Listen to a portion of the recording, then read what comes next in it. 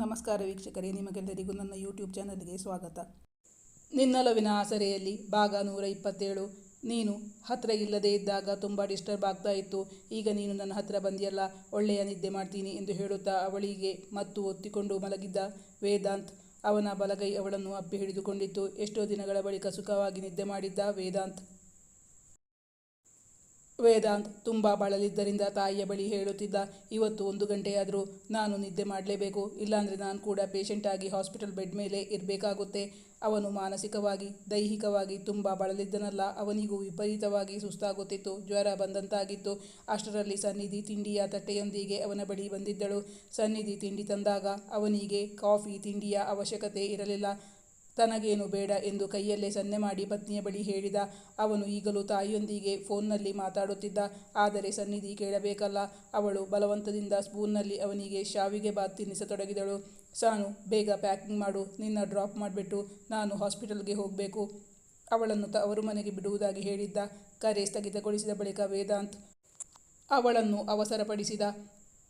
ಬೇಡ ವೇದಾಂತ್, ನಾನಿವತ್ತು ಎಲ್ಲೂ ಹೋಗಲ್ಲ, ಇಲ್ಲೇ ಉಳ್ಕೋತೀನಿ. ಅಮ್ಮನ ಹತ್ರನೂ ಮಾತಾಡಿದ್ದೀನಿ, ಅವರು ಕೂಡ ಇಲ್ಲೇ ಉಳಿದುಕೊಳ್ಳೋಕೆ ಒಪ್ಕೊಂಡಿದ್ದಾರೆ.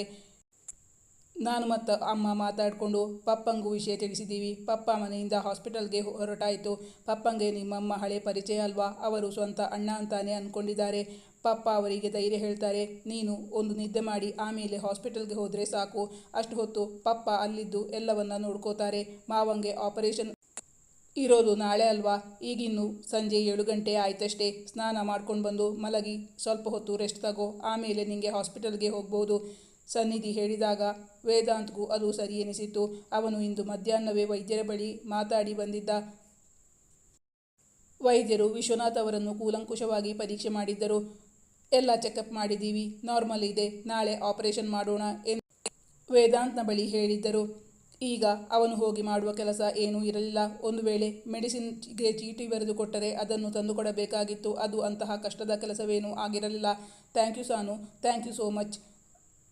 ನನ್ನ ಕಷ್ಟಗಳನ್ನು ಅದೆಷ್ಟು ಚೆನ್ನಾಗಿ ಅರ್ಥ ಮಾಡಿಕೊಂಡು ಅದಕ್ಕೆ ಸುಲಭವಾದ ಸೊಲ್ಯೂಷನ್ ಕೂಡ ಕೊಟ್ಟೆ.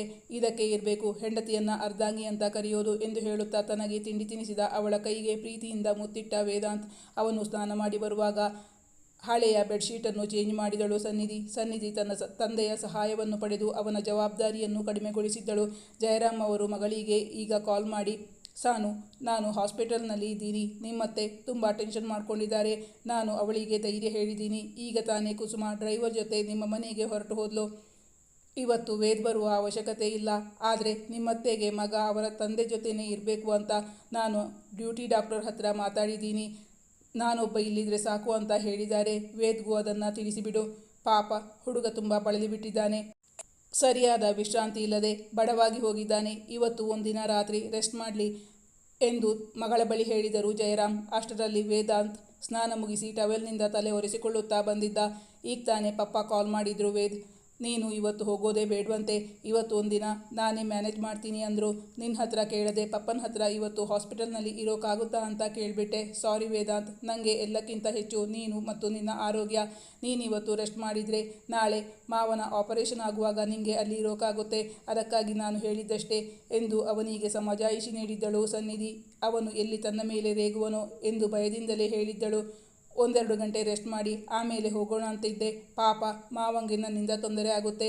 ಅವನು ಪೇಚಾಡಿಕೊಂಡ. ಅವನಿಗೆ ಬೇರೆಯವರಿಗೆ ತನ್ನಿಂದಾಗಿ ತೊಂದರೆಯಾಗುವುದು ಇಷ್ಟವಿರಲಿಲ್ಲ. ಸನ್ನಿಧಿ ತಾಯಿಯನ್ನು ತಮ್ಮ ಮನೆಯಲ್ಲೇ ಉಳಿಸಿಕೊಂಡಿದ್ದಳು. ಜಯಂತಿಯವರಿಗೆ ಮನೆಯಲ್ಲಿ ಮಗ ಸೊಸೆ ಇಬ್ಬರು ಇರುವುದರಿಂದ ಅವರಿಗೆ ಏನೂ ತೊಂದರೆಯೂ ಇರಲಿಲ್ಲ. ಸಾನು, ಈಗ ಅಮ್ಮ ಬಂದರೆ ಅವರ ಹತ್ರ ರೆಸ್ಟ್ ಮಾಡೋಕೆ ಹೇಳಬೇಕು. ಅವರಿಗಿವತ್ತು ನಿದ್ದೆಗೆ ಟ್ಯಾಬ್ಲೆಟ್ ಕೊಟ್ಟು ಮಲಗಿಸಬೇಕು, ಇಲ್ಲಾಂದರೆ ಅವರು ಮಲಗಲ್ಲ. ತನ್ನ ತಾಯಿಯ ಜವಾಬ್ದಾರಿಯನ್ನು ಪತ್ನಿಗೆ ಹಸ್ತಾಂತರಿಸಿದ್ದ ವೇದಾಂತ್. ಇಂದು ತಾಯಿಯ ಬಗ್ಗೆ ಗಮನಹರಿಸುವಷ್ಟು ಚೈತನ್ಯ ವೇದಾಂತ್ಗೆ ಇರಲಿಲ್ಲ. ಆದ್ದರಿಂದ ಜವಾಬ್ದಾರಿಯನ್ನು ಪತ್ನಿಗೆ ವಹಿಸಿ ಅವನು ನಿಶ್ಚಿಂತೆಯಿಂದ ನಿದ್ದೆ ಮಾಡಿದ್ದ. ಆಯಿತು, ನೀನೇನು ಯೋಚನೆ ಮಾಡಬೇಡ, ನೀನೀಗ ಮೊದಲು ನಿದ್ದೆ ಮಾಡು. ಅಷ್ಟು ಹೊತ್ತು ನಾನು ನಿನ್ನ ಪಕ್ಕನೇ ಕೂತಿರ್ತೀನಿ. ವೇದಾಂತ್ ಕೂದಲು ಒಣಗಿಸಿಕೊಂಡು ಬೆಡ್ ಮೇಲೆ ಮಲಗಿದ್ದ. ಸನ್ನಿಧಿ ಅವನ ಪಕ್ಕದಲ್ಲಿ ಕುಳಿತು ಮೃದುವಾಗಿ ಅವನ ಕೂದಲ ಮೇಲೆ ಬೆರಳಾಡಿಸುತ್ತಿದ್ದಳು. ಮಲಗಿ 5 ನಿಮಿಷಕ್ಕೆ ಅವನು ಗಾಢ ನಿದ್ದೆಗೆ ಜಾರಿದ್ದ. ಕುಸುಮ ಅವರು ಮನೆಗೆ ಬಂದ ತಕ್ಷಣವೇ ಮಗನನ್ನು ಕರೆದಿದ್ದರು. ವೇದಾಂತ್ ನಿದ್ದೆ ಮಾಡಿದ ಬಳಿಕ ಸನ್ನಿಧಿ ಕೆಳಗಿಳಿದು ಹೋಗಿದ್ದಳು. ಕುಸುಮ ಅವರು ಜಯಂತಿಯವರನ್ನು ಕಾಣುತ್ತಲೇ ತಮ್ಮ ದುಃಖ ನೋವು ತಡೆದುಕೊಳ್ಳಲು ಸಾಧ್ಯವಾಗಲಿಲ್ಲ. ಜಯಂತಿಯವರನ್ನು ಅಪ್ಪಿ ಹಿಡಿದುಕೊಂಡು ಕಣ್ಣೀರು ಸುರಿಸಿದರು ಕುಸುಮ. ಜಯಂತಿಯವರು ಅವರನ್ನು ಸಮಾಧಾನ ಮಾಡುತ್ತಿದ್ದರು. ಅಂದು ರಾತ್ರಿ ಸನ್ನಿಧಿ ಮಲಗಲು ಬರುವಾಗ ಪುಟ್ಟ ಮಗುವಿನಂತೆ ಮಲಗಿ ಗಾಢ ನಿದ್ದೆಯಲ್ಲಿದ್ದ ವೇದಾಂತ್. ಅವನಿಗೆ ಎಚ್ಚರವಾಗದಂತೆ ಅವಳು ತುಂಬ ಎಚ್ಚರವಹಿಸಿ ಸದ್ದಾಗದಂತೆ ಬಂದು ಮಲಗಿದ್ದಳು. ಆದರೂ ಅವಳು ಪಕ್ಕದಲ್ಲಿ ಬಂದು ಮಲಗುತ್ತಿದ್ದಂತೆಯೇ ಅವನಿಗೆ ಎಚ್ಚರವಾಗಿತ್ತು. ಅವನು ಅವಳ ಬಡ ನಡುವಿನ ಸುತ್ತಲೂ ಕೈ ಹಾಕಿ ಅವಳನ್ನು ತನ್ನತ್ತ ಎಳೆದುಕೊಂಡಿದ್ದ. ಸಾರಿ ವೇದಾಂತ್, ನಿಂಗೆ ಡಿಸ್ಟರ್ಬ್ ಆಯ್ತೇನೋ ಎಂದು ಸಂಕೋಚದಿಂದ ಅವಳು ಹೇಳಿದಾಗ, ನೀನು ಹತ್ತಿರ ಇಲ್ಲದೇ ಇದ್ದಾಗ ತುಂಬ ಡಿಸ್ಟರ್ಬ್ ಆಗ್ತಾ ಇತ್ತು. ಈಗ ನೀನು ನನ್ನ ಹತ್ತಿರ ಬಂದಿಯಲ್ಲ, ಒಳ್ಳೆ ನಿದ್ದೆ ಮಾಡ್ತೀನಿ ಎಂದು ಹೇಳುತ್ತಾ ಅವಳಿಗೆ ಮತ್ತು ಒತ್ತಿಕೊಂಡು ಮಲಗಿದ. ಅವನ ಬಲಗೈ ಅವಳನ್ನು ಅಪ್ಪಿ ಹಿಡಿದುಕೊಂಡಿತ್ತು. ಎಷ್ಟೋ ದಿನಗಳ ಬಳಿಕ ಸುಖವಾಗಿ ನಿದ್ದೆ ಮಾಡಿದ್ದ ವೇದಾಂತ್. ಬೆಳಗಿನ 4 ಗಂಟೆಗೆ ಅಲ್ರಾಮ್ ಇಟ್ಟುಕೊಂಡಿದ್ದ. ಅಲ್ರಾಮ್ ಹೊಡೆದುಕೊಳ್ಳುವಾಗಲೇ ಅವನಿಗೆ ಎಚ್ಚರವಾದಾಗ ಅವನ ತೋಳುಗಳನ್ನು ದಿಂಬಾಗಿಸಿಕೊಂಡು ಮಲಗಿ ಗಾಢ ನಿದ್ದೆಯಲ್ಲಿದ್ದಳು ಸನ್ನಿಧಿ. ಅವನು ಏಳಬೇಕೆಂದರೆ ಅವಳನ್ನು ಎಚ್ಚರಿಸದಿರಲು ಸಾಧ್ಯವಿರಲಿಲ್ಲ. ಪಾಪ, ಅವಳು ತುಂಬ ಸುಸ್ತಾಗಿದ್ದಳು. ಎಬ್ಬಿಸುವ ಮನಸ್ಸಾಗಲಿಲ್ಲ ವೇದಾಂತ್ಗೆ. ಹಾಗೆಂದು ಅವನು ಹಾಗೇ ಮಲಗಿ ನಿದ್ದೆ ಮಾಡುವಂತೆಯೂ ಇರಲಿಲ್ಲವಲ್ಲ. ಅವಳ ಮುಖದತ್ತ ಬಾಗಿ ಅವಳ ಕೆನ್ನೆಗೆ ಮೃದುವಾಗಿ ಮುತ್ತಿಟ್ಟ. ಒಮ್ಮೆ ಕಣ್ಬಿಟ್ಟು ನಿದ್ದೆಗಣ್ಣಿನಲ್ಲಿ ನೋಡಿದವಳು ಮತ್ತೆ ಕಣ್ಮುಚ್ಚಿ ಮಲಗಿಕೊಂಡಿದ್ದಳು. ಆಗಲೂ ಅವಳಿಗೆ ಎಚ್ಚರವಾಗಲಿಲ್ಲ. ಅವಳ ಕಿವಿಯ ಬಳಿ ಸರಿದು, ಸಾನು, ನಾನೀಗ ಹಾಸ್ಪಿಟಲ್ಗೆ ಹೋಗಬೇಕು. ನೀನು ನನ್ನ ಕೈ ಮೇಲೆ ಮಲ್ಕೊಂಡಿದ್ದಿ ಚಿನ್ನ, ಕೈ ತೆಗಿತೀನಿ ಎಂದು ಅವಳ ಕಿವಿಯಲ್ಲಿ ಹೇಳಿದಾಗ ಅವಳು ಗಡಬಡಿಸಿ ಎದ್ದಿದ್ದಳು. ಸಾರಿ, ನನಗೆ ಗೊತ್ತೇ ಆಗಲಿಲ್ಲ. ನೋನು, ಅದಕ್ಕೆ ಯಾಕೆ ಸಾರಿ ಕೇಳ್ತೀಯಾ?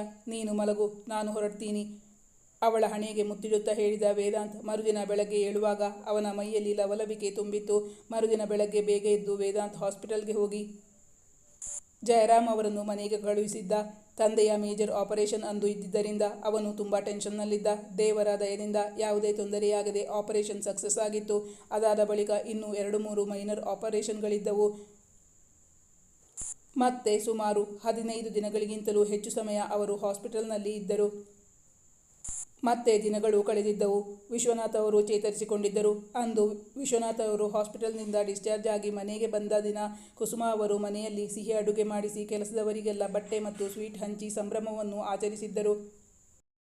ಈಗ ವಿಶ್ವನಾಥ್ ಅವರು ಮನೆಯಲ್ಲೇ ಇರುತ್ತಿದ್ದರು. ಗುಣಮುಖರಾಗಿ ಮನೆಗೆ ಬಂದರೂ ಕೆಲಸಕ್ಕೆ ಹೋಗಲು ಅವರಿಗೆ ಸಾಧ್ಯವಾಗುತ್ತಿರಲಿಲ್ಲ. ಇದುವರೆಗೂ ಅವರಿಗೆ ಕೆಲಸಕ್ಕೆ ಹೋಗಿ ಮನೆಯಿಂದ ಹೊರಗೆ ಇದ್ದು ಅಭ್ಯಾಸವಾಗಿ ಬಿಟ್ಟಿತ್ತಲ್ಲ. ಈಗ ಮನೆಯಲ್ಲೇ ಕೂರಲು ಅವರಿಂದ ಸಾಧ್ಯವಾಗುತ್ತಿರಲಿಲ್ಲ. ಸಮಯ ಹೋಗುತ್ತಿರಲಿಲ್ಲ. ಸ್ವಲ್ಪ ಹೊತ್ತು ಟಿವಿ ನೋಡುತ್ತಿದ್ದರು. ಅವರಿಗೆ ಅದರಲ್ಲಿ ಯಾವ ಆಸಕ್ತಿಯೂ ಇರಲಿಲ್ಲ. ಮಗ ಕೆಲಸಕ್ಕೆ ಹೋಗುತ್ತಿದ್ದರೆ ಸೊಸೆ ಕಾಲೇಜ್ಗೆ ಹೋಗುತ್ತಿದ್ದಳು. ಅಂದು ಬೆಳಗ್ಗೆ ತಿಂಡಿಗೆ ಕುಳಿತಾಗ ವೇದಾಂತ್ ಕಾಲಿನಲ್ಲಿ ಸನ್ನಿಧಿಯ ಕಾಲಿನೊಡನೆ ತುಂಟಾಟವಾಡುತ್ತಾ ಕಣ್ಣ ಸನ್ನೆ ಮಾಡುತ್ತಾ ಹುಬ್ಬಿನಲ್ಲೇ ಅವಳ ಬಳಿ ಏನಾಗ್ತಿದೆ, ಅದಕ್ಕೆ ನಿನ್ನ ಉತ್ತರ ಹೇಳು ಎಂದು ಕೇಳುತ್ತಿದ್ದ. ಅವಳ ಮುಖ ರಾಗರಂಜಿತವಾಗಿತ್ತು. ಅವಳ ಕಾಲಿಗೆ ಕಚಗುಳಿ ಇಡುತ್ತಿರುವ ವಿಷಯ ಅವನ ಹೆತ್ತವರಿಗೆ ಅರಿವಿರಲಿಲ್ಲ. ಅವರು ದೀರ್ಘಾಲೋಚನೆಯಲ್ಲಿದ್ದರು. ಈ ವರ್ಷ ಆದರೆ ನಿನ್ನ ಎಜುಕೇಷನ್ ಕಂಪ್ಲೀಟ್ ಆಗುತ್ತಲ್ಲಮ್ಮ ಎಂದು ವಿಶ್ವನಾಥ್ ಅವರು ಸೊಸೆಯನ್ನು ಕೇಳಿದಾಗ, ಹೌದು ಮಾವ, 4th ಸೆಮಿಸ್ಟರ್ ಶುರುವಾಯಿತು ಎಂದು ಚುಟುಕಾಗಿ ಉತ್ತರಿಸಿದ್ದಳು. ನಿಮ್ಮ ಮಾವಂಗೆ ಮೊಮ್ಮಗು ಬೇಕಂತೆ, ಆದಷ್ಟು ಬೇಗ ತಾತ ಆಗಬೇಕು ಅನ್ನೋದು ಅವರ ಆಸೆ. ಅದಕ್ಕಾಗಿ ಪೀಠಿಕೆ ಹಾಕ್ತಾ ಇರೋದು ಅಲ್ಲವೇನ್ರಿ ಎಂದು ಕುಸುಮ ಅವರು ಕೇಳಿದಾಗ, ನೋಡ್ಸಾನು, ನಿಮ್ಮ ಅತ್ತೆ ತನ್ನ ಆಸೆಯನ್ನು ನನ್ನ ಆಸೆ ಅಂತ ಹೇಳ್ತಾ ಇದ್ದಾಳೆ ಎಂದು ಪತ್ನಿಯನ್ನು ರೇಗಿಸಿದರು ವಿಶ್ವನಾಥ್. ಕುಸುಮ ಅವರು ಅದಕ್ಕೆ ಒಪ್ಪಿಕೊಳ್ಳಲಿಲ್ಲ. ಏನೂ ಇಲ್ಲ, ನಾನು ಯಾವಾಗ ನನಗೆ ಮೊಮ್ಮಗು ಬೇಕು ಅಂತ ಆಸೆ ಆಗ್ತಿದೆ ಅಂತ ನಿಮ್ಮ ಹತ್ರ ಹೇಳಿದ್ದು? ಮೊನ್ನೆ ನಿಮ್ಮ ಮಾವನೇ ನನ್ನ ಹತ್ರ ಹೇಳಿದ್ದು. ಆದಷ್ಟು ಬೇಗ ಮನೆಗೆ ಮೊಮ್ಮಗು ಬಂದರೆ ಎಷ್ಟು ಚೆನ್ನಾಗಿರುತ್ತೆ ಅಂತ. ಮನೆಯಲ್ಲೇ ಕೂತು ಟೈಮ್ ಪಾಸ್ ಆಗಲ್ಲ. ನನ್ನ ಮಗ ಚಿಕ್ಕವನಿದ್ದಾಗ ನನ್ನ ಬಿಸ್ನೆಸ್ ಕಡೆ ಪೂರ್ತಿ ಗಮನ ಹರಿಸಿದ್ದೆ. ಕೆಲಸ ಅಂತ ಅವನ ಬಾಲ್ಯವನ್ನು ನೋಡೋಕೆ ನನ್ನ ಕೈಯಲ್ಲಿ ಸಾಧ್ಯ ಆಗಲಿಲ್ಲ. ಮೊಮ್ಮಗು ಬಂದರೆ ನಾನು ಜೀವನದಲ್ಲಿ ಕಳಕೊಂಡ ಅಮೂಲ್ಯ ಕ್ಷಣಗಳು ಈಗ ಸಿಕ್ಕಂತಾಗುತ್ತದೆ ಅಂತ ನಾನು ಹೇಳಿದ್ದ ನೀವಾ? ಪತಿ ತಮ್ಮ ಬಳಿ ಹೇಳಿದ್ದನ್ನು ಜ್ಞಾಪಿಸಿಕೊಳ್ಳುತ್ತಾ ಗಂಡನತ್ತ ಕೊಂಕು ನೋಟ ಬೀರುತ್ತಾ ಕೇಳಿದರು ಕುಸುಮ. ಹೌದಾ, ನಾನು ಹಾಗೆ ಹೇಳಿದ್ನಾ? ನನಗೆ ನೆನಪೇ ಆಗ್ತಿಲ್ವೇ? ವಿಶ್ವನಾಥ್ ಅವರು ತನಗೆ ಏನೂ ನೆನಪಿಲ್ಲ ಎಂಬಂತೆ ಅಮಾಯಕರಂತೆ ಹೇಳಿದರು. ಅವರು ಸುಮ್ಮನೆ ಹೇಳುತ್ತಿದ್ದಾರೆಂದು ಅರಿವಾದ ಕುಸುಮ ಅವರು, ಹೌದಾ, ಅದ್ಯಾವಾಗ ನಿಮಗೆ ಮರವಿನ ರೋಗ ಶುರುವಾಗಿದ್ದು?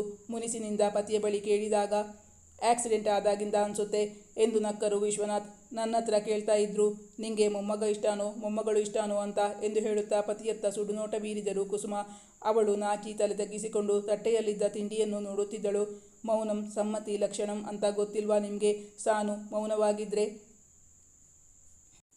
ಅವಳು ನಿಮ್ಮ ಮಾತನ್ನು ಒಪ್ಕೊಂಡ ಹಾಗೇನೆ.